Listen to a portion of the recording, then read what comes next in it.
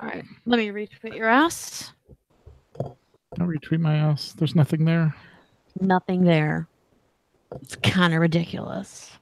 And then there's my ass. Which is perfect. Anyway, all right.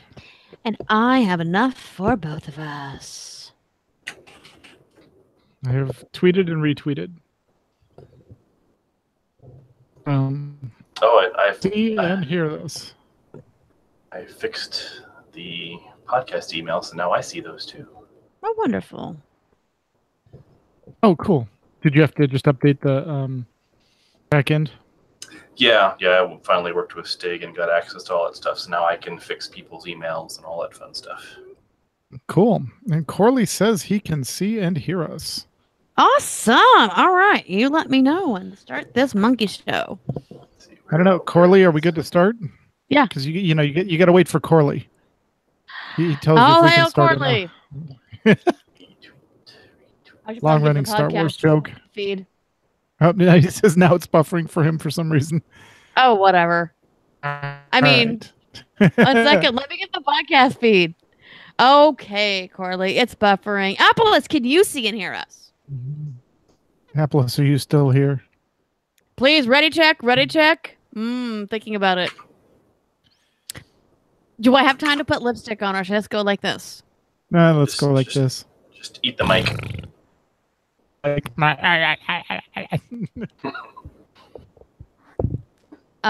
Don't forget, it was his birthday. When was his birthday? Because you know, it's the top of the show now. 2 days ago. 2 days ago? I believe so. The 19th? Oh, let me double check. Hang on. Double check that, because I'm totally running with that shit. Because the problem. Okay, so Tetsemi has a lot of red undertones to his skin, and the only blue red that I own is MAC Russian red, and it's a very small sample. It's a very small lipstick, and that shit is expensive, and I'm not letting Tetsemi use it.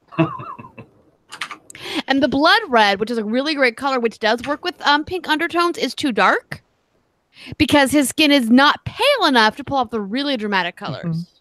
Mm-hmm. Yeah, kind of.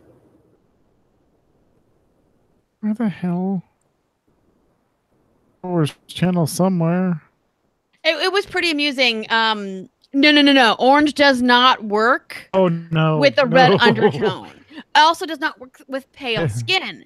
It's kind of upsetting because I would love to wear Rebel Pilot orange as a lipstick color, but it does not work. Unless you have Rebel Pilot orange hair. No, with my color that doesn't work either. I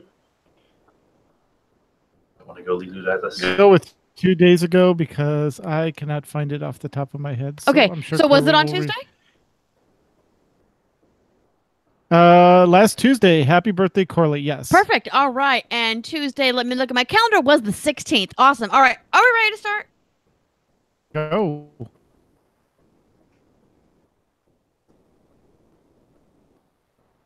Darling, dear, love of my life. We're good. Yeah. Yes. Can you hear us? Go. All right. Show starting in 5, 4, 3, 2, 1. On this episode of the AIE Podcast. To boldly go into ESO. Follow the breadcrumbs to Azeroth. No rest for the Scions. We have Captain Simple's STO update. There's so much news in the games that we had to do a host show. All that and more coming up now.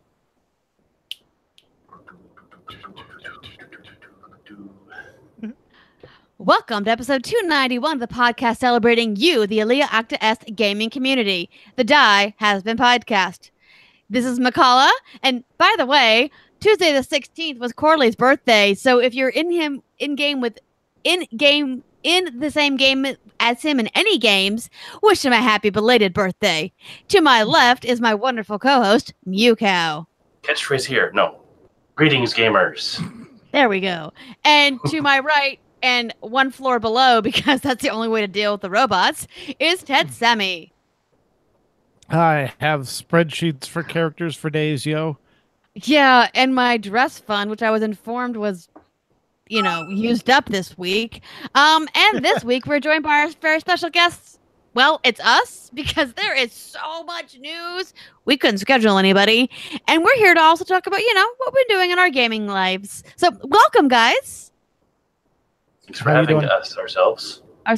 Us. Welcome. It's our show anyway. All right, so we're going to be digging into what we've been doing for shortly. But first, guys, do we want to cover this week's news? Because I see pages of news. Many pages. Handle it. Many pages. Yep. Handle them. All right. This week's news. Keep an eye out on AIE Discord, the forums, and the main AIE-guild.org page for information regarding the February events in all the games that AIE is involved in.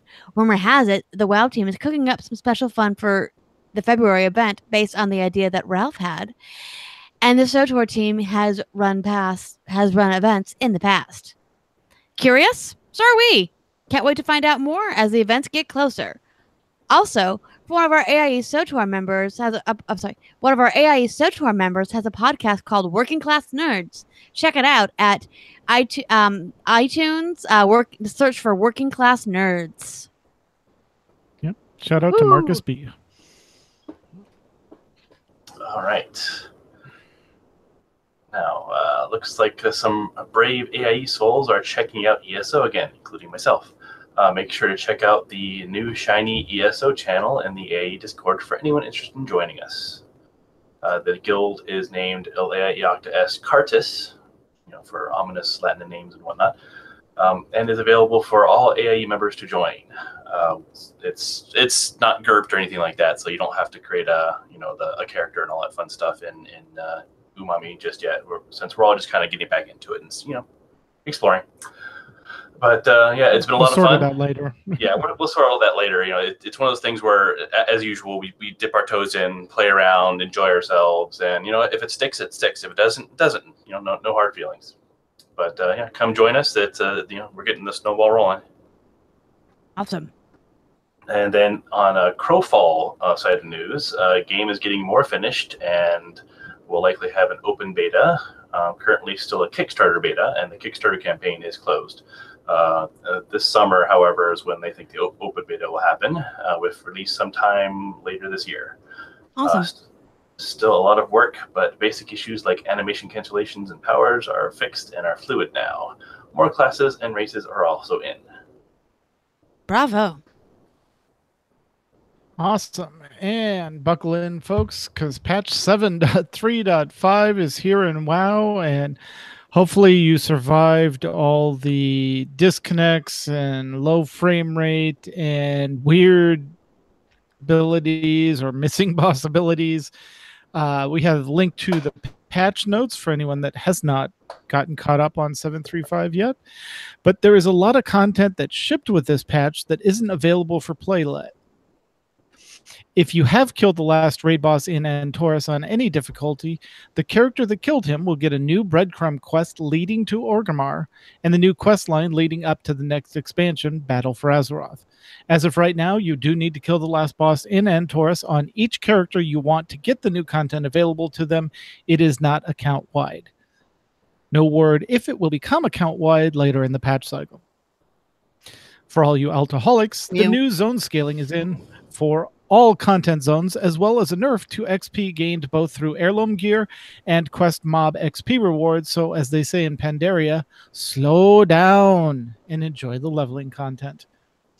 Holiday dungeons are now also available to all characters starting at level 20. The new allied races start at. Coincidence? I think not. And the rewards will scale with character level. All dungeon rewards personal loot, which means if you want a piece for transmog, you have to run it on a class capable of attaining it from the loot table. Expect the prices of BOE greens to skyrocket. All right, and we have Captain Sybil's STO update news summary for the week ending in 1/20/2018. Buckle in, guys, and if you want, take bets on how many words I'm going to screw up. STO's 8th anniversary celebration is now upon us with new story arcs, featured episodes, Q's Party Patrol, a Mega Particles, and an anniversary T6 Interceptor Starship giveaway, new and wondrous rewards, and daily free prizes. Ship stats and details are up on the STO website. A new featured episode to start the story arc, Scylla, and really, Sybil? Sheriff feature Captain LaForge, Captain Kamarke, and Captain Martok fighting the final epic battle against the genocidal. Wow, I should not drink a glass of wine. Zencathi. Zencathi? Yes. See the STO update for the exciting details. With the launch of the 8th anniversary, a new backstory that came from below has been posted to the website. This must-read story is one novel answer to the age-old question, why does God need a starship? From Because he's an X-Wing pilot. Ooh, yes. They think they're gods. I mean, those fly boys are something. From January 15th to January 23rd, random daily, one-time only free prizes will be given out in-game. So far, 10,000 refined dilithium, Phoenix lock boxes, and a classic starship have been awarded. Don't hesitate. What are you waiting for? Check out the website and get in-game for the next drop. And to butt in here, yes. More details on that. You need to get in, and you have to go to the store itself and actually poke around. It's not something that just by logging in will drop in your lap. You actually have to hunt the silly thing down. You have to go into the store, actually actively buy it. It'll say free or whatever, but you have to find the silly thing. They don't make a featured section or anything. They make you work for your freebies. So look around. Thank you. Thank you very much for that very valuable tip. A new Discovery Locks box has been added to the game, honoring the new series Star Trek Discovery. Federation and Klingon players have a chance to win Discovery-featured epic starships. Concurrently, the Lobby store shall be selling Discovery secondary ships. And speaking of new lockboxes, lockbox keys on the C-Store are now 15% off from January 16th through January 26th. So that is through Friday, by the way. Star Trek Online is partnering with Loot Crate. Ooh, we just canceled our Loot Crate. Dang it. To bring you STO goodies. Yeah. Oh, okay. Got it. So a new Loot Crate. That makes sense. Anyway, as I was saying, Star Trek Online is partnering with Loot Crate to bring you STO goodies through 2018. Every 2 months, a new Star Trek mission crate loaded with Star Trek keepsakes will be released. Additionally, each of these boxes include an unlock code for STO in-game items like Starship Bridge Officers and gear and exclusive emotes. The website tells it all. We gotta let Bacala know about that. Yeah. And finally, don't forget, all the fleet starbases are always seeking contributions of material and personnel. Once again, check out news, backstories, patch notes, forums, and the other goodies on the Star Trek Online website, which is, of course, StarTrekOnline.com. Until next time, our lovely Captain Sybil says, live long and prosper. Yeah, it's been fun being able to poke around in there again and see what else going on. Dig through all your ships, crazy ships.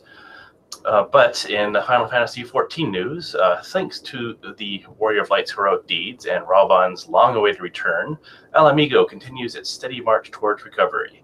Yet there's no rest for the Scions of the Seventh Dawn, for the winds of trouble are blowing from the far east, where an unexpected spark threatens to set the kindling of chaos ablaze. Can Doma survive the brewing firestorm to welcome the light of the new day? Maybe.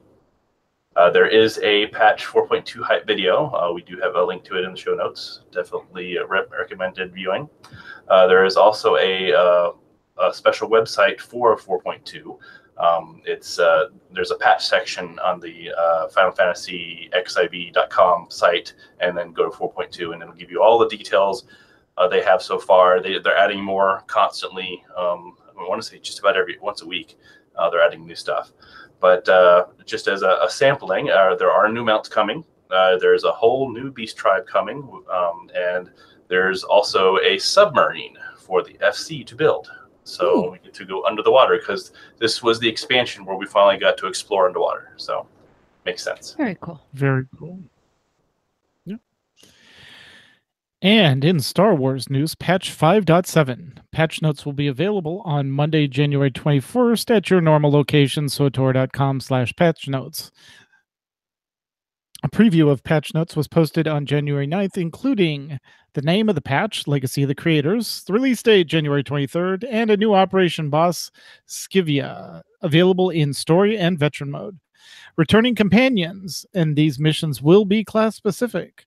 You will learn about Risha and Corso for the Smuggler and Andronicus for the Sith Inquisitor. Cartel Market Pack? What's that? Say, where's Mako? Yeah. Long-awaited Mako is still long-awaited, sorry. There is a new Cartel Market Pack coming out and various bug fixes and updates. And as a note, they said they will save the specifics for the roadmap, but beyond 5.7, you can expect additional companions returning, maybe Mako, a new flashpoint, and more. We're looking forward to an exciting 2018. And in your mandatory Fun Night scheduling news, January 23rd, the Imperials will go visit Scum and Villainy. Seems appropriate. And on the 30th, it will be the Temple of Sacrifice. Also appropriate. The SWTOR Escape Podcast 227, Alderaan Places. Yes. Yep. Yeah. This nice week, Max. AIE SEMA, Max the Gray, and Astromech EPC 227 start the story and talk about the iconic planet of Alderaan while Max battles some real-life Rakghoul plague. And they also cover the 5.7 news from SWTOR. I would imagine that this week's podcast, once the patch drops and everyone's had a chance to poke around, will have even more 5.7 news. By the way, just a note from our intrepid reporter, Captain Sybil, STO says go to the C-Store promotion tab for freebies, by the way. They finally fixed it because it wasn't there when I was looking at it. Awesome. Yep, that is our news as of 6 minutes ago. All right. And in Eve news, the big bad war coming soon to our corner of the galaxy. And let's just wet fuse until more interesting things happen somewhere else. I mean, it's Eve, so who knows? Things are shaking up, and ships are dying fast. Still waiting for news from player representatives that went to Iceland for the annual meeting with CCP, excuse me. Corporate card purchasing? No. Anyway, no. Sorry, financial crimes investigator. Capstable FR, which is, by the way, fr.capstable.net, is still running strong.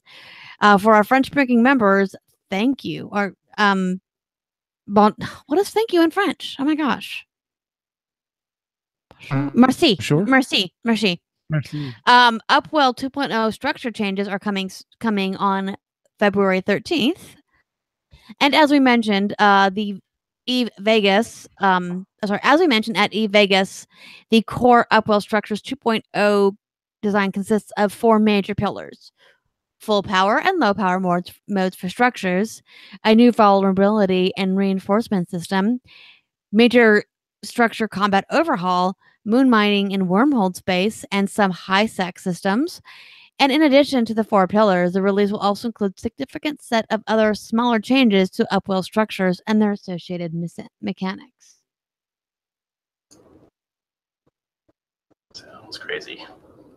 Always. And we are working, by the way, on getting Hoots or some of the Eve guys on to give us some possibly classified information.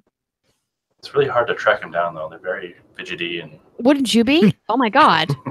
They're very jumpy. Yeah, no, I don't blame them. And they keep looking at us funny, like they think we're going to be spies or we're going to try. Exactly. Right. And last time I checked, yeah. They asked for like a reference sheet and some DNA, and they wanted to have access to my bank records. Yeah. I don't know. Accurate. Rather. But in less suspicious news, Guild Wars 2, wanting to help contribute items to the guild house. Apparently, they need so much flaxseed they're sobbing in the corner. So if you are in the guild, pop over to the guild hall and talk to Essa the Frugal, who is the guild treasurer. He will list items needed for the currently available incomplete upgrades. They are also likely closing in on the end of the current Living World episode window being current. And in Lord of the Rings Online news, XP boost until tomorrow, January 2nd at 3 a.m. There's a buried treasure event from February 15th through February 20th. Festival Encore, February 22nd to March 5th. Thanks to Mei Lung on Discord for pointing out these dates. There's also 25% off select storage on the Lord of the Rings online store until January 25th. The coupon code REGEN gets you 1 free regeneration food. Tangentially related, Arv on the AIE Discord has pointed out that the Fellowship of the Ring is currently available on Netflix. Yes, it is. And with that, guys, let's chat about what we've been doing in our gaming lives. Hey, Tet. So, since you kicked off, get to go first. What are you doing? Yeah, you get to go first. No, you get to go. I got to go first? First. Oh, I don't want to go first. Fine. All right. So not as much gaming as I'd like, but we're kind of getting back into the swing of things when it comes to pen and paper. So on Monday, we found ourselves back in the mines of Vandelver, which is with our group that we actually run through my work friends. That Monday night gaming group includes Tetsemi, myself, Den Kenya, and Elkarth. So it's Tet and a bunch of noobs. Now we had spent a month on hiatus due to a noob cruise. Because did you know that the noobs a bunch of them got together and went on a cruise together? It's dangerous. It is really dangerous. So yeah, if you want to know why Noob Raid didn't run in the middle of December, they were on a cruise. And also our Monday night game wasn't running because our shady ass bard got married. I don't know. But we're up and running, which is a really great time. What's really cool about it is our DM. She's a female DM, and I am, as a longtime geek, I'm all for more women being involved in RPGs. But also she is a first-time D&D player. She was a player in our City of Mist game, and decided between doing that and listening to a variety of D&D podcasts that she was up for the challenge. So it's a good time. She's running with it. It is it's a group. With the exception of Kinney, most of us have been running for a very long time. I mean, between Tet, Vikella, our Bard Mills, and myself, we have more than 100 years of gaming experience because Tet, Vikella, and I have each been playing for 30 years. Not showing our age or anything, and our Bard's been playing for a good 15 to 20. So it's a really good time. It's our group of really brilliant people that I work with. Yep. That's kind of how it stemmed from. So that's up and running. We're really happy with that. Even though I couldn't roll anything, I have a +7 to stealth. Roll worth a darn. I have a +7 to stealth, and I could not make a stealth check. Double digits sometimes. Oh yeah, it was embarrassing. Clearly, you're wearing those jingle things around your ankles. Is what's going on. Exactly. Something. It was really upsetting. Forgot to take off the decorations for Christmas or Yule. Yeah, there we go. Yeah.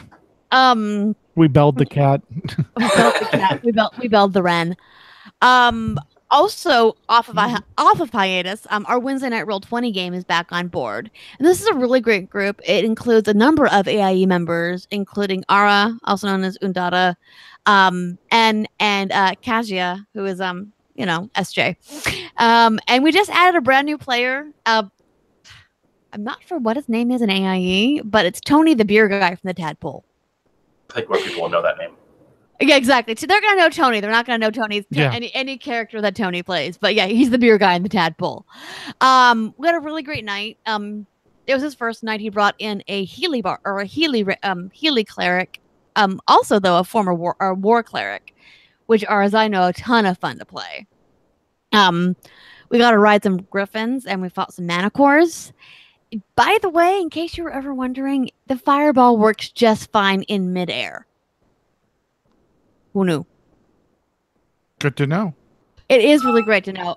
The manticores, however, hit like a Mack truck. Generally, yes. Yeah. Oh my gosh, that was not cute. That's why I can hit things from 150 yards away, and I only got hit once or twice and it almost took me down. And SJ was definitely using her lay on hands on herself so she didn't fall to the ground. Good times. Yeah, you know. Our Friday D&D was canceled, unfortunately, which is something about our DM working full time, just starting a brand new job, and starting a brand new semester at school. So a few of us did a prelude to our upcoming mage campaign. And the really cool thing is, so Ted, do you remember back when we lived at the apartment behind Metro Center? Mm-hmm. And Jose handed us a photographed copy, or not, a photo printed copy of Mage. Yeah, the one we still have. I don't know. I can't find it. Oh, it's in the book thing upstairs. It's not. I've looked. I swear, I just saw it the other day. Let me know. Anyway, so we didn't get rid of that when we were cleaning out, did we?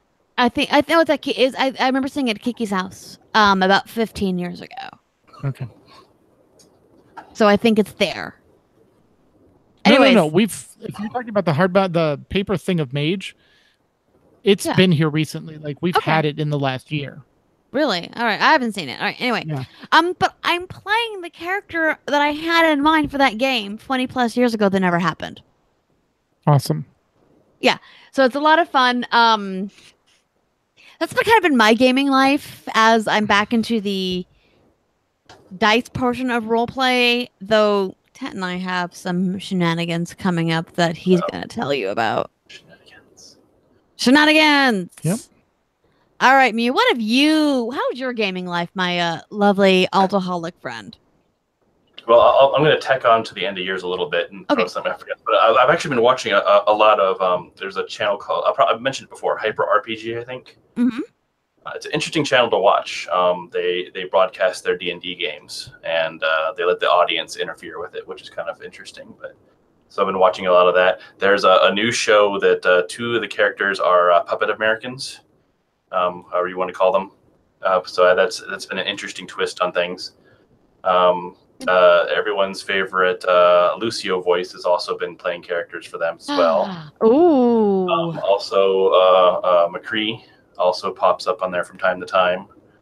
So it's been interesting. It's kind of cool, especially because, and I know this doesn't happen in normal D&D, but if people tip a really large amount, they can give a character GM powers for a minute. If you can imagine the havoc that happens when you give a character GM powers. Yeah. Oh, and yeah, I guess I should Heather? probably, yes? You didn't just miss that critical role, did you? Okay, fine. If you think I'm leaving Genosha, much less leave it standing, you've got the wrong Summers, brother. Is that what you wanted? Is that what you wanted? No, I was talking about, hey, couch, push-ups. Cisco. Yeah, no. So we had something similar where, if you missed a critical role, there was a different way of influencing the GM to solve that. So we'll just leave it at that. Yeah. So when I say I was young and needed experience points, I wasn't lying. Oh, by the way, so yeah, picking back off of that, my Friday night D&D game and my Saturday night Roll the Darkness game, we do stream. Okay. Yeah, look at Geeks and Geeklets on YouTube, and there's also a website. So yeah, it's kind of weird streaming games. Are you doing it live? We do it live, and then we also are available on YouTube. Okay. After the fact. Also, just yeah. While we're in this whole thing, speaking of voice actors, for anyone that wanted to watch Critical Role but didn't want to catch up on the humongous amount of episodes from the first season to get current and whatever, they literally last Thursday just started their new adventures. So if you want to follow Critical Role with what is it, Matt Mercer, who else is in there, voice of Brian. Wow. Yeah. Are in there. Yeah. Holy crap. They're just starting. They do it every Thursday. It's a 3-hour episode. Podcast comes out a week after the video does. So if more D&D, if you're interested. That's probably what I'm getting confused at, because he's McCree, right? So he's. No, I don't think so. One second. I thought the voice of McCree was playing Critical Role. Maybe I'm getting all my wires mixed up. I will double check. Keep going. Yeah, but 1 second. The voice of McCree is. Oh, you're right. It is Matt Mercer. Awesome. Okay. Yes. Okay. Yeah. So yeah, that's what I'm getting my wires. Yeah. So Lucio's over at Hyper RPG and Right. McCree's over at Critical Role. But yeah, it's exactly. Yeah. Well, it's perfect because like a voice actor, they act out using voices, which is perfect for D&D like stuff. It works so great. They can really get into these characters, and it's kind of fun to watch. And, yeah. But yeah, so that's what we'll have running off in the background while I'm doing all my Alditis stuff. So Perfect. Of which, so what I've been up to, we'll start with WoW. My other team that we don't speak of did manage to defeat Argus in normal, and not only for the first time, but repeated it for a second time. That would have been on Thursday, I think. So as a result, I was able to get the breadcrumb quest for Sithlis and check out the giant sword. That is not a euphemism. It is a giant sword. And it's interesting too because before the patch came is actually the first time we downed him. So like that night, like when we downed him, I just beelined it and I went to the Caverns of Time and popped out, and you could see the sword from the Caverns of Time. You're like, holy cow, it's a big sword. No, you can see it. You can see it flying into Thunder Bluff. If you have your draw distance set to 10, which is the maximum, flying into Thunder Bluff, you can see it in Silithus. Yeah, which was weird. But oddly enough, after the patch, I couldn't see it from a distance anymore. So I wonder if they did some stuff with settings. So I'll have to go and tweak it again. But yeah, it's because I can see it from. I saw it when I was coming in because I flew to Thunder Bluff and then flew down, and coming into Thunder Bluff, it's huge. I think somebody said it and jumped off, and it took them 65 seconds to fall from the top of the sword until they hit. Yeah, sounds about right. Yeah, I actually managed to fly all the way up, and you hit the ceiling before you get to the top of the sword. So the highest I could go was the sword hilt guards. So I just kind of plopped on there and wandered around for a bit. Yeah. So you know, it was interesting, and and it's kind of interesting that the dismounting aura will hit you when you land on the sword too. So like if you mount back up, you're stuck in ground mount mode. So if you make the mistake of, I'm going to go off and fly again, nope, you're going to plummet to your death. So that I've seen a lot of people inadvertently testing that 65-second drop. By the way, the name we couldn't think of was Liam O'Brien. There you go. Voice of Brian. I know, I'm like Voice of Brian, but what is his actual name? Sorry. Yeah. So that's and my character is also able to do the breadcrumb quest. Speaking of following breadcrumbs, so that's been an interesting little taste of things. I'll be doing it on the Horde side. Don't worry. Yeah. I'll be doing it on the Horde side. I kind of have been hesitating to go into LFR for Argus because I hear it's a disaster. It wasn't that bad actually. I went in. What was it? I think it was Thursday night. Yeah, it was Thursday night I went in, and this was after they patched it and everything. It was either Thursday or Friday night. And we had 2 wipes, one because no one knew the fight, but as soon as they saw the fight, they're like, oh, that's what you need to do on both and Argus. But once we did that, we didn't have a problem, so it wasn't bad. I actually went Arms Warrior for it in LFR, and my Arms Warrior was second highest DPS for the kill. I was like, sexy. That's great. Yeah, well, they just nerfed Arms Warrior, so I'm guessing they were a little too good. So it doesn't surprise me that they're still up there. But yes, that's been pretty much all of my 7 points. Well, and the other thing I did too is I decided to give up leatherworking, and I have switched my main Mewcow over to being an engineer because. So what spurred that on? I'm going to do a sort of an arc in Altitis on the current state of professions. So I've kind of been thinking about it, and I kind of wanted to express how I felt, what the professions did this time around. And it's kind of one of those things where I think I can do it right now. Like, here's the state of things, and then when the new expansion comes out, I can do it again and go over the full thing. But my thinking is I'm going to explain, which ones are really useful, which ones are fun, which ones probably shouldn't bother with, which ones you should probably just do once and be done with it. So, yeah, so I've been running around doing all of the starter engineering stuff on NewCow. And part of that too is with the coming allied races, I think I'm going to have my Tauren become a high mountain Tauren, and they apparently are very fond of mining. So I thought it was a good match. So yeah, that's all my WoW stuff. Great. Yep. And then very cool. On to ESO, as I mentioned earlier. The ESO bug has bitten me as well. There's a lot of altitising going on in that game. All the classes, all the races, and one interesting thing is that they've kind of done the opposite of how Final Fantasy, you have one character and then you just change your class, you change your weapon. But in ESO, all classes can use all weapons. Mm-hmm. So it totally changes everything. You can be a mage that runs around with daggers stabbing people. You can be, a paladin that only uses staves. You can be, a tank, like a tank class, like Templar or I think Dragon Knight to a lesser extent, but be a healer instead.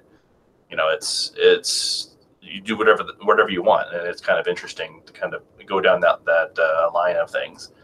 But yeah, it's been interesting, and especially with the I forget which patch they did it, but they made it to where everybody can do all the quests.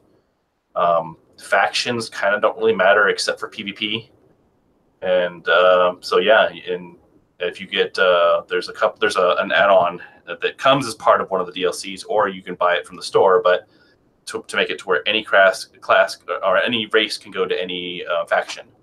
So you can just go crazy. You can have Khajiit running around with the humans, which is like the Nords and the Britons and all that other stuff. So yeah, it's just been exploring choices, just letting my Altitis run freely, see where I like things. And it just seems like more and more people are having a lot of the same thoughts. I'm seeing a lot of familiar faces starting to dip their toe in and look around. So it's been a lot of fun. Apple is asking, is it free to play? I think it's buy to play, where you can buy it.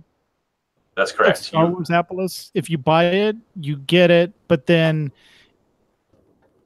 things like inventory and character slots, you have to do subscribe, right? No, so it's I like to kind of say that they did a better version of SWTOR. SWTOR's kind of gotten better about it in recent expansions, but there's still a bit of that. They kind of make you feel bad for being a lesser citizen in SWTOR. They've gotten better about it, but it's in ESO. I mean, yeah, what they do in ESO is they double your space, but you still have plenty of space. And you can buy space. They don't give you the compact. They give you the nice sedan, and if you subscribe, you get the SUV.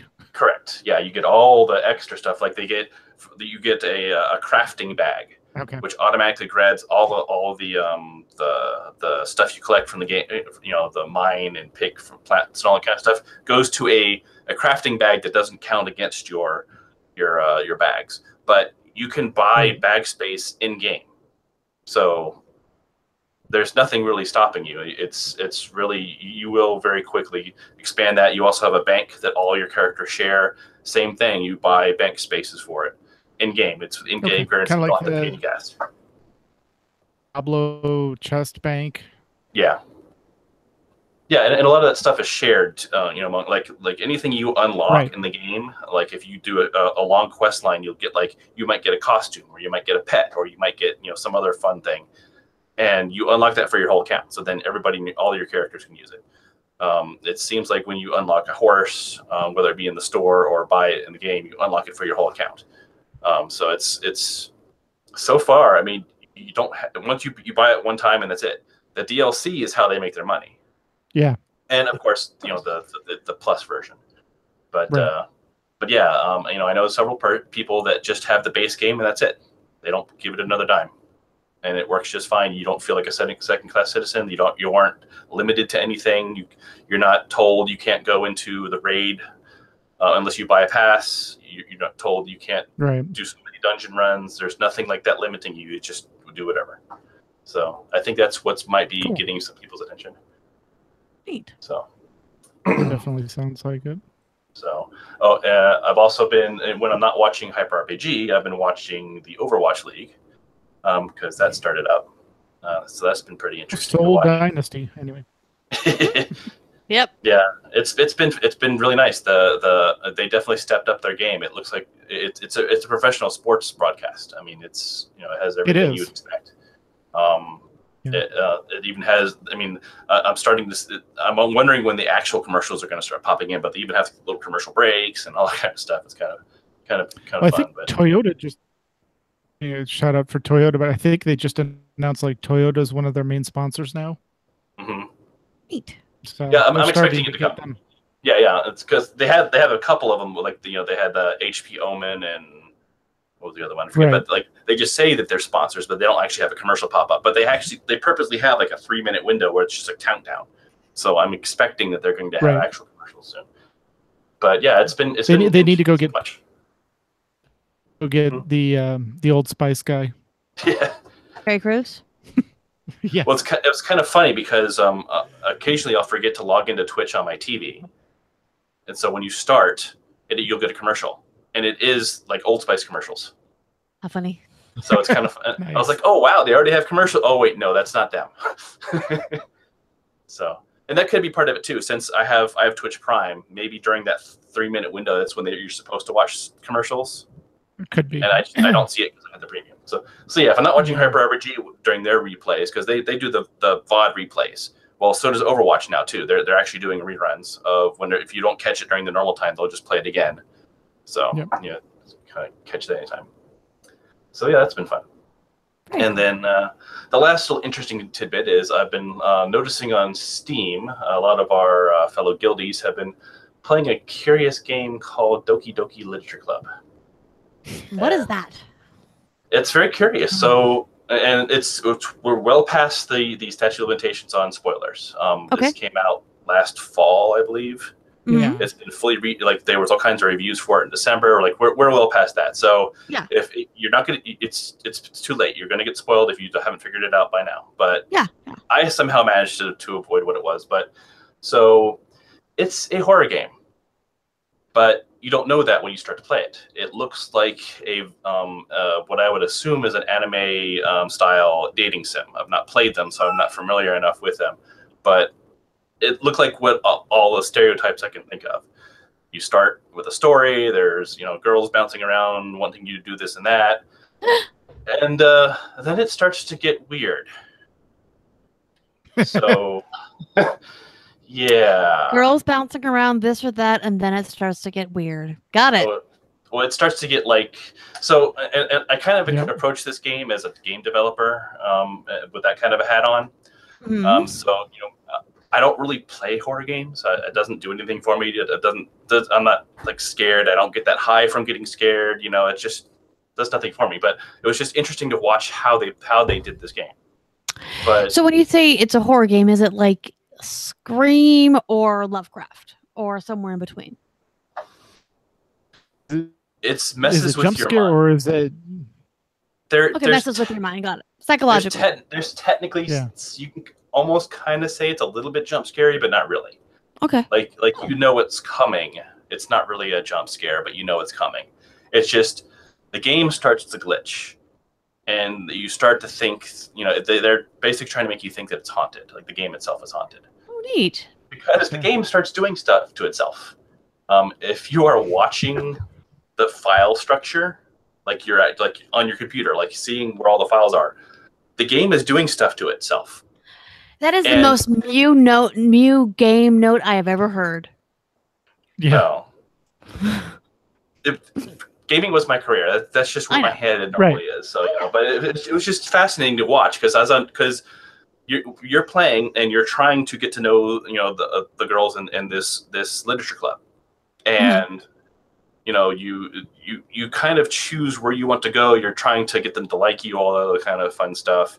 And then as you get closer to one of them, every now and then one character starts to, you can almost swear she's talking directly to you, the player, not the character. And you just kind of, that's no big deal. She probably meant something else. You kind of pass it off. And then it just kind of happens again and happens again. And then some really dark stuff happens. And let's just say you lose a character. Gotcha. Yeah.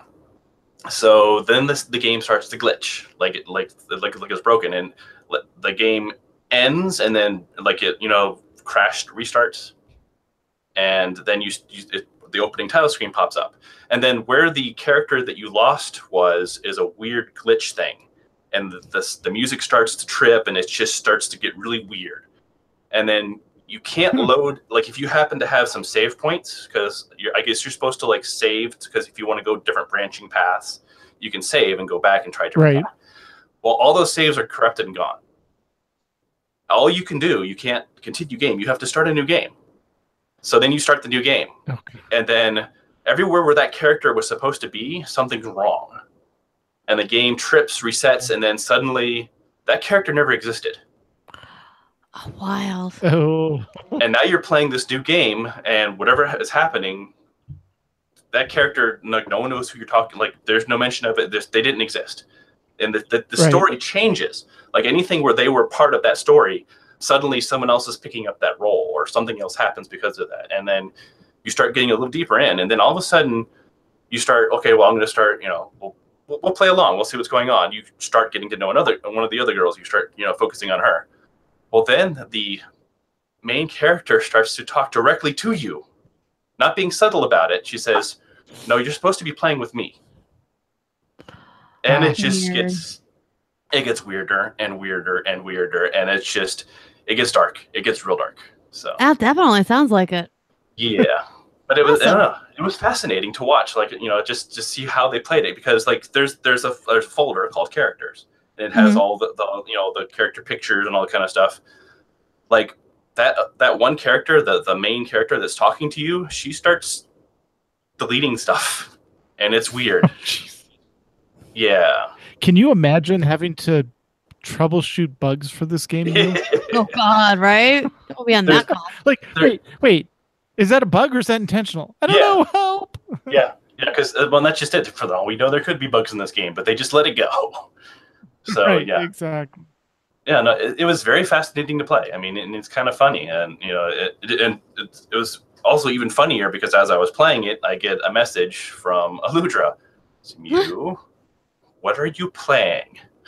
You know what that is, don't you? It's like, yes, I know what it is.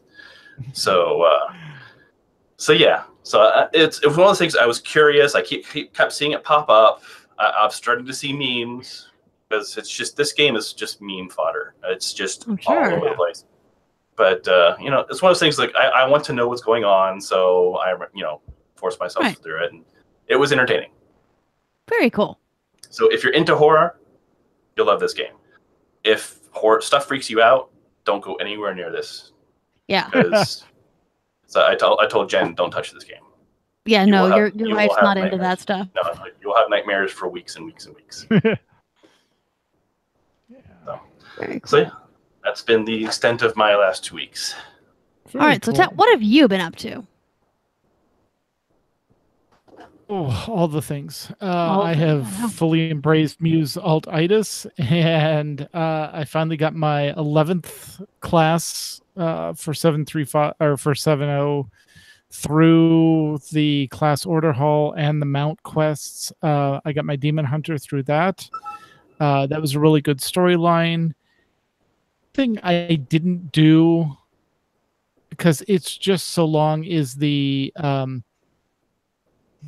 what do they call it? The power quest, where you have to go visit one of the mages in the where Stella Ghost is father is, and then start that whole power line quest where it's like, okay, go get 1,000 of these things in Trial of Valor and go do. I'm like, no, I did that once. I'm not doing it again. But this would have been the character to see it on, probably because, you know, it does involve Illidan so much, because that's what you're doing is basically getting all the soul fragments and stuff from Illidan, putting everything back together. But it was just like, no, I got through the class storyline. That was fun. I've done the other thing once on one character. Maybe if things drag out, who knows? But I started working on my final class, which was Monk 105, and just finished Valshara and is working on Valshara and is now working on Azuna or Stormheim, because I'm also doing the inscription quest at the same time. So I chose to do Azuna because I'd done Stormheim recently, and for so much I have to see him every day in my order hall as a warrior. So it's like, nah, we'll save that for later. Cool. So I'm doing that. I think the shining thing to take away from Legion, besides the leveling content, you're doing it for the first time, is the class story arcs. They're done really well. They're interesting. They, you know, like on the Demon Hunter wasn't bad because, hey, I've got 2 weapons. I do the Vengeance and I do the tanking and the DPS, basically, you know, whereas on the Druid it's like, okay, here are 4 quests, go do. I still haven't done them all. Yeah, no, I knocked them all out. The Boomkin one was fairly fun. The healing one was not, even though, you know, it should be fairly easy, but yeah, so I've done that. On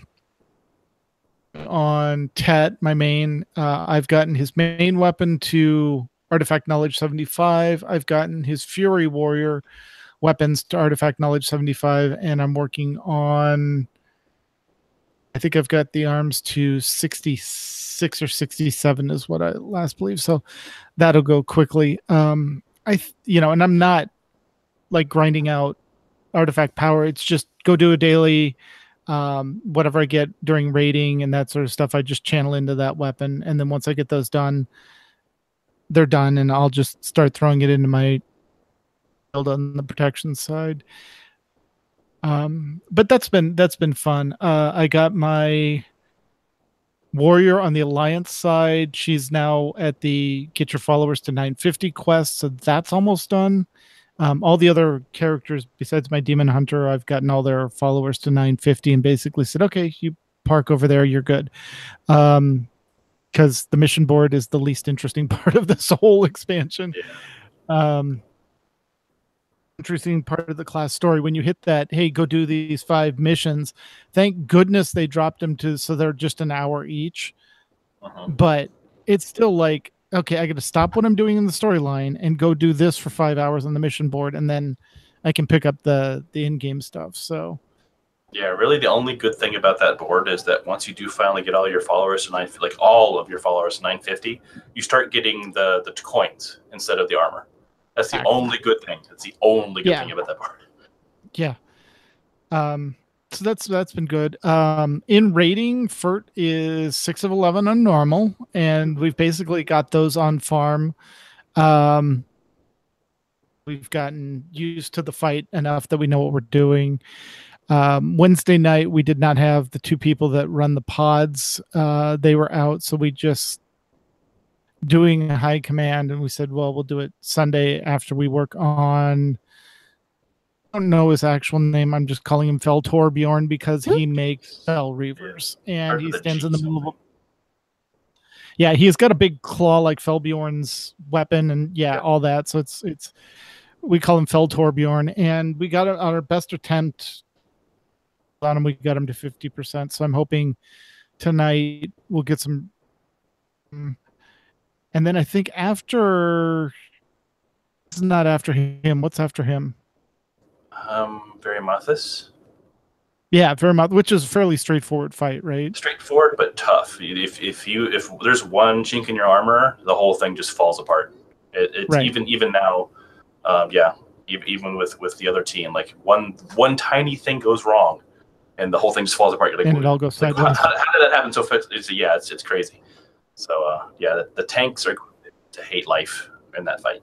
Yeah, I'll tell you that much. well, I mean, it's bad enough with Feld Torbjorn, and then seeing Agrimar and Argus the Unmaker. Yeah, those. It looks like there's going to be a lot of tank dancing that we're going to have to get used to, even more so than Tomb of Soak-Garrus. So, but we're having fun. I've got 2 pieces of tier on him, which is nice because other warriors poo-poo it, but I like it because basically when Battle Cry's active, my Shield Slam has no cooldown, so it's just you just start slamming the shield over and over. Exactly. Yeah, that's fun. The 4 piece is kind of fun too. Oh, geez, what was it? I just got it, so I forget what it is. But it was useful. Yeah. I did get, speaking of bonuses, on my Arms Warrior, that says when you do your heroic leap, when you land, the radius of heroic leap is doubled. You hit, immediately get thunder. What's the arms one? Whatever the armor break. Oh, I don't play enough arms to remember. Right, it's the one that basically reduces the armor on all the mobs that you normally hit it once, and it's on like a 6-second cooldown or 8-second cooldown. And then I had another legendary that basically said heroic leap has 2 more additional charges. So now my Arms Warrior can just kind of go hop, hop, hop, and I'm just applying this to all the characters. So that's fun. No, it's not Thunderclap. It's an arm specific it's not Battle Sunder, Cry. but no. It starts with a B, but I forget what it is. It's not important. It'll come back when we're playing. I did the Silithus stuff. It was like I said, I jumped into LFR because it's gonna take us a bit to get through it on normal. I've seen all the spoiler videos and all that, which are really well done. And that was one of the reasons I wanted to get into that, was that final video was written by Christy Golan and directed by Taryn Gregory. Oh wow. Yeah. So, and there's a Horde and an Alliance version of that. They're up on YouTube if you want to spoil it yourself. But yeah, she wrote both of them, and the Horde one is awesome. I love the whole setup of it, and yeah, and the way they portray Gallywix in it is just awesome, because it's been portrayed in the game and you're like, yeah, it's a money grubbing me first goblin, and then there's Gallywix, and is he just really well done in this? So that's fun. Yeah, I just you know that little book that they gave us at BlizzCon, I just read that today. Yeah, I was like, oh, this actually makes a lot more sense now. Yeah. So yeah, and there is, if you do get out to Silithus, I will say there is an ogre out there. I forget what his name is. I know it's something the Mad, like Omot the Mad or something. Sounds about right. Osmot the Mad, I think is what his name is. He drops a journal. Go read the journal. It's really interesting. It's in ogre speak, but you can fairly well get what he's saying. And all that. The current lore watch that just came out from Blizzard Watch has a lot of in-depth detail on all these spoilers, so that's a good follow-up. Yeah, there's also a lot of rares and Syphilis now that drop pets. So yep, and it's also Call of the Scarab for the next 3 days, so go down there and make sure we fly the Horde banner. So yep, I heard. And what's interesting is, go ahead. I was saying, last I heard is the Alliance was starting to edge ahead, so we might want to get in there and make some noise. Yeah. There are world quests down in Silithus now with the Call of the Scarab, and if you have the token that says every 18 hours you auto-complete a non Silver Dragon quest, you can actually use that on your characters to help out down there. So, and do those show up with the current Sithilus, or do you have to use the time dragon to go back in time? No, they're current. It shows the current map with the sword, and then they're just spotted around there. I used it for the one that was the PvP one, the cross swords, which I didn't get any honor for. I was hoping I would get honor, but there's no, and it just speeds up actually doing it. So yeah, because I had to use the time dragon because one of my characters ran through the old AQ and had a quest to turn in because I had gotten somebody's head, and someone needs to collect the head somewhere, so it was kind of handy. But so that is in now, because it wasn't in when before the patch hit. Like if you had that quest, you couldn't do anything about it. You had to wait until the time dragon popped up. So right, exactly. And then I've also been still playing in Star Wars. The Life Day events are over, which is kind of disappointing because it was fun to throw snowballs at droids and get gifts and level up CXP that way. But I have gotten my through the final part of Knights of the Eternal Throne, and I am working getting my Gunslinger and Bounty Hunter both through Knights of the Fallen Empire. They're just starting those chapters. And then hopefully, this is the shenanigans we were talking about earlier. Yes. This Saturday afternoon, McCullough and I will be starting new Republic characters in SWTOR and working about an hour a week on the story content of those characters. So we're going to do either a Jedi pair or a Trooper Gunslinger pair, depending on which story she's interested in. So yes, I need to go through and figure out which story I want to do. Exactly. So we're going to do that, and that'll be fun. Like I said, I've gotten all 8 characters all the way through their storylines, so I'm more than willing to play the off for whatever character she chooses. But we'll have fun with that. Yeah, just a little bit of family gaming. So we could even, depending on how late our days are at work on Friday. We might be able to do that pre-date night on Friday. Yep, we could do that. Yes. So, but she had you had your character to what I think like 15 or 16. Yeah. But it's one of those things where you don't play, you lose the story thread. So we just kind of wanted to start over and go through it together. So Corley says Trooper only if you wanted to. Yeah, Garza's a lot like the Lich King in Wrath of the Lich King. She just keeps popping up. Like, leave me alone. Yep. I got a mission to do. Yeah, so that'll be fun. We're really looking into digging into that story content. And speaking of Star Wars, since we're randomly mentioning things, Muse anime comment and other things triggered. If you haven't seen it, Rebels mid-season trailer is now out. It is out. It is, and go watch it. It's on YouTube. The show starts February 19th, and we get a 90-minute series finale.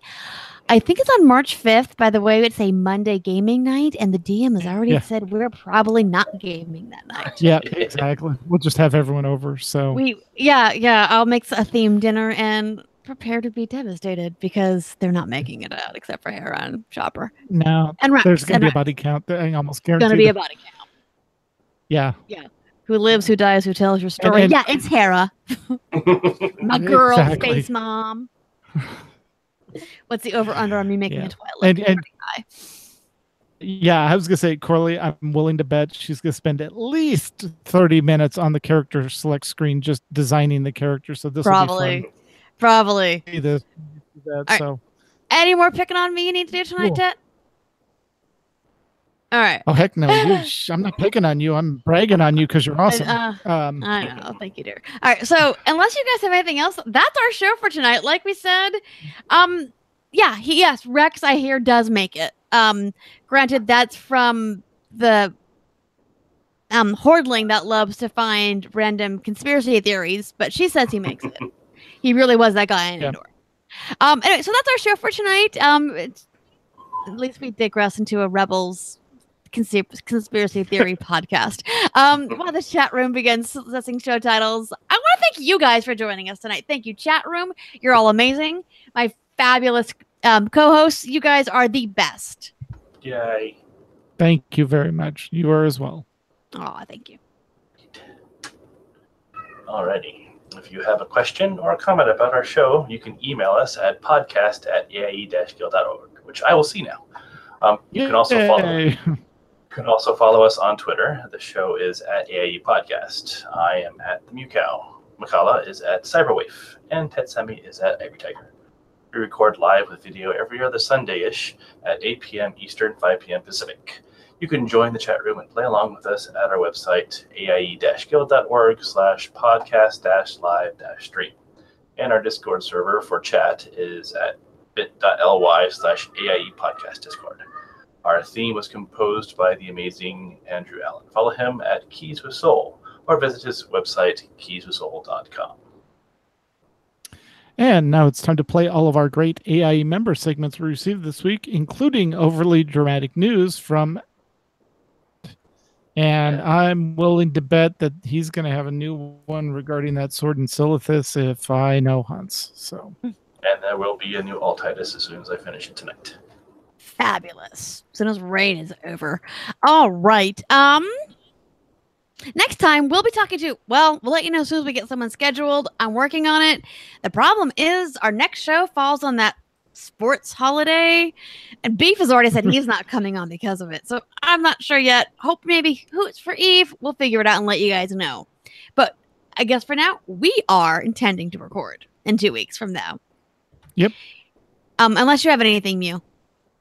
No, there's just something the commercial bowl. Yeah, I don't pay attention. Honestly, 2 of the last 3 years I've worked, and in fact, I'm planning a night with one of my girlfriends from work after the podcast where we're going to watch the doll episode of the Lore podcast. I think there is something called Puppy Bowl going on that night, though. There is. That sounds so much more fun. Sorry. No. Sorry, guys. We're a bunch of nerds. So until then, AIE.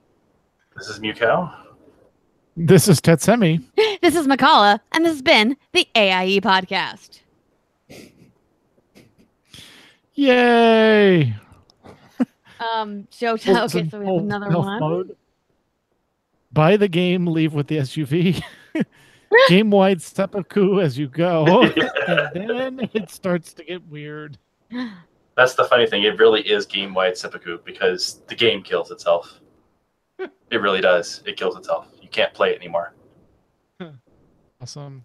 Yeah, you have to uninstall it, reinstall it if you want to play it again. It's kind of funny. I wonder how many... and then it starts to get weird. And antivirus things go off anyway. Yeah. I think most of those seem to be aimed at either... I like game-wide seppuku. Game-wide seppuku as you go. Especially with the Taco Rebels. Oh, God. Really, Mew? I hate you. I'm already pretty-devastated for the end of the show. And like Hordling keeps sending me Hamilton Rebels mashups, basically who lives, who dies, who tells your story. Yeah, I know. I caught that little comment at the end there. Oh yeah, no, she'll send me like Hamilton Rebels and Hamilton Rogue One mashups all the time. I was like, wow. Kid, I gave birth to you. I will ground your cutie. Yeah. But if you want some devastation to go with that, the game I was talking about, Doki Doki, there's some devastation. There's some serious devastation. If you make the mistake of getting into the characters, you're screwed. Corley, you do know that Ezra and Kanan have to die, right? No it's spoilers. Going to devastate. It's going to devastate Space Mom, but unfortunately, they have to die. And it upsets me greatly because Hera's my girl and she's going to be a mess. Yep. It'll be good. Oh, it'll be devastating. I will have this with me during that 90-minute episode. Then it'll start to get weird. Yeah. Yeah. All right. Well, thank you, chat room. We're gonna go grab dinner. I heard something about chili cheese fries like a mall baby. Oh wait. It's like, oh my God, does a mall baby like chili fries? Back to my Jubilee roots from the 90s. Exactly. Yep. X-Force, we are leaving. All right, we're showing our old school Marvel cred, darling. Granted, I guess I did that with the if you think I'm leaving you no show, much less leave it standing. Well, Jubilee was my favorite character in Marvel for a long time. Okay, I did her. I actually did her as a Halloween costume in 1995. Mhm. Yeah. And Cam did Havoc because we actually had a really great X-Men group. Yeah. Ooh, And that was also great. that was also the origination of because my mask wouldn't stay put. The How do we keep getting Havoc's mask on? Velcro. How do we get the Velcro on? Hot glue gun. Sorry. Okay. Yeah. That was back when we were young and something. Ooh, Parmesan chicken pizza, Apple's. That sounds delicious. Yeah, that sounds awesome. Yes, and there's gonna be some newlyweds dropping by literally in 2 Right. minutes to pick up their lemon bars. So, all right, All right. you guys are Sounds good. amazing. Thank you so much. All right. See you later, Mew. See ya.